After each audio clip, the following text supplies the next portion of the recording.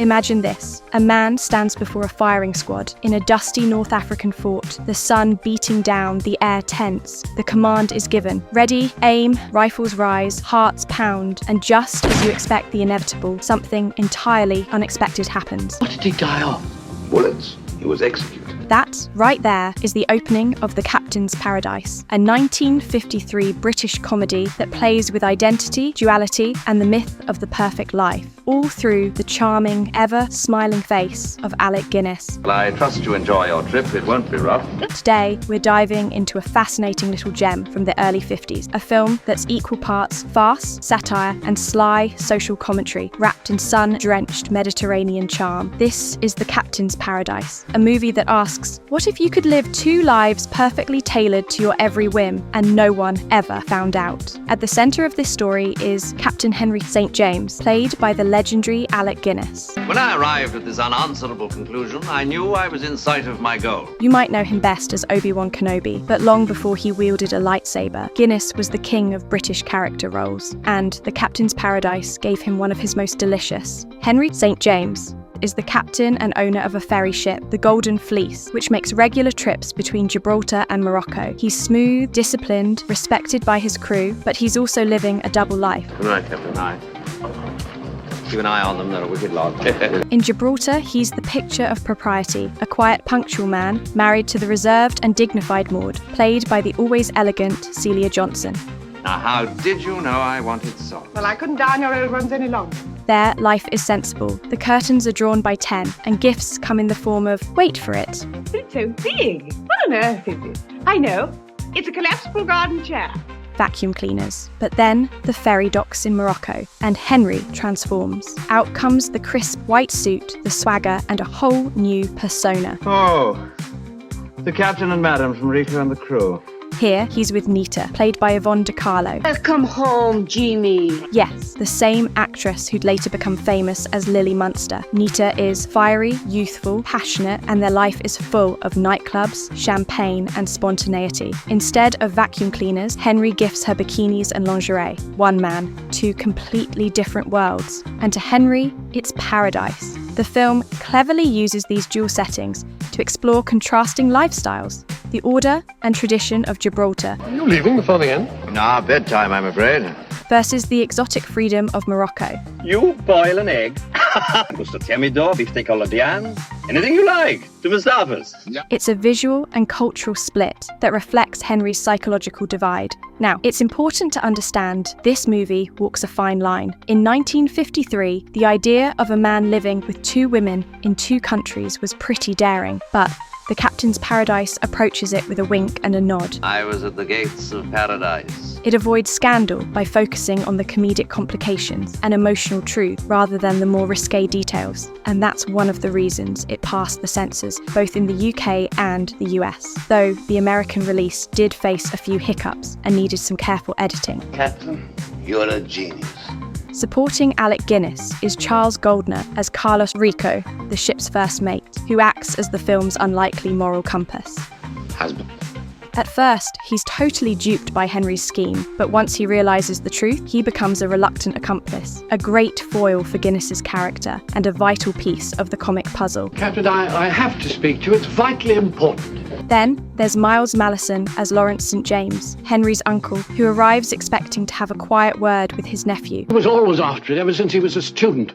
The perfect way of life. only to be told that Henry is dead. Kind of mistakes. Now, you want me to tell you the story? Oh, please. Now, please do not interrupt. What follows is a long flashback that tells us everything we need to know, narrated with mounting disbelief by Rico, as the camera takes us back to the golden days of Henry's carefully curated paradise. But, and this is key, nothing this perfect can last. It all begins to unravel with a single, almost accidental mistake. Rico discovers the truth, The captain wouldn't like that at all. No, No, he always likes to be in bed by 10. that Maud in Gibraltar is also Mrs. St. James. That kicks off a domino effect of close calls, I'm waiting for my husband here. Oh, you have husband here. Yes, he ought to be along in a minute. wild cover-ups, and eventually Thank you, Henry. Thank you very, very much. an emotional shift Coming more. More? in the women themselves. Promise I'll never cook for you again. In a twist that upends the whole premise, Maud becomes restless and adventurous. Never dance like that again. I promise I'll never ask you to come dancing again. While Nita longs for domestic comfort, the roles reverse, the women evolve. But Henry, he desperately clings to the illusion that everything can stay exactly as it was. Henry, this is Mrs. Reed. Mrs. Reed, this is Captain St. James.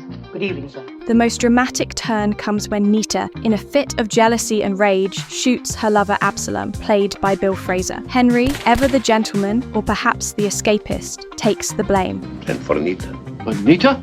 For Nita, he gave his life. Which brings us right back to that opening scene, the firing squad, the twist ending, and a final act of subversion. Just when you think Henry's story has come to its tragic conclusion, the soldiers aim and shoot their commander instead. Henry casually hands the money and strolls off into the desert. Paradise restored? He that would enter paradise must have a golden key.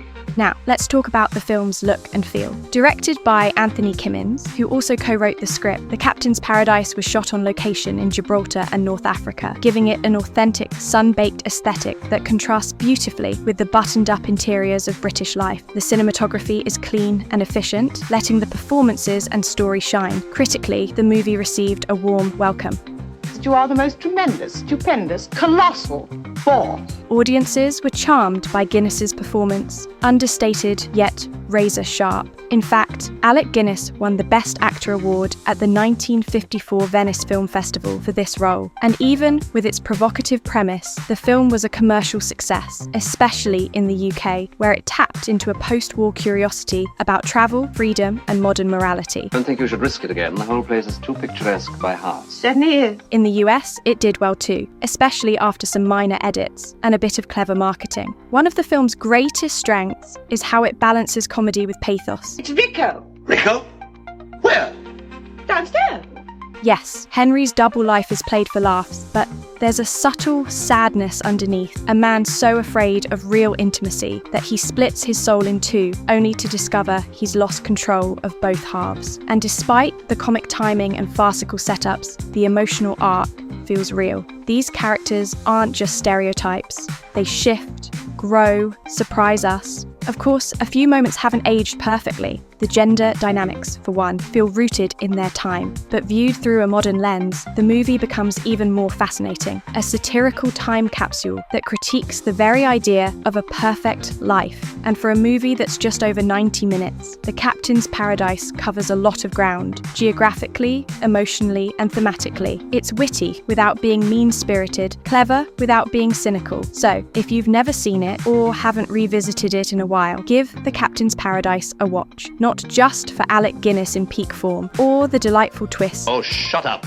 Maud, stop behaving like a mad woman and come down to earth. or the sun-drenched settings, but for a reminder that paradise, however carefully constructed, is always more complicated than it seems. Thanks for watching. Don't forget to like, subscribe, and drop a comment if you've seen the film or want a recommendation for more hidden gems like this one. See you next time. You see, Rico, you have to be clever about these things. Really, rather clever.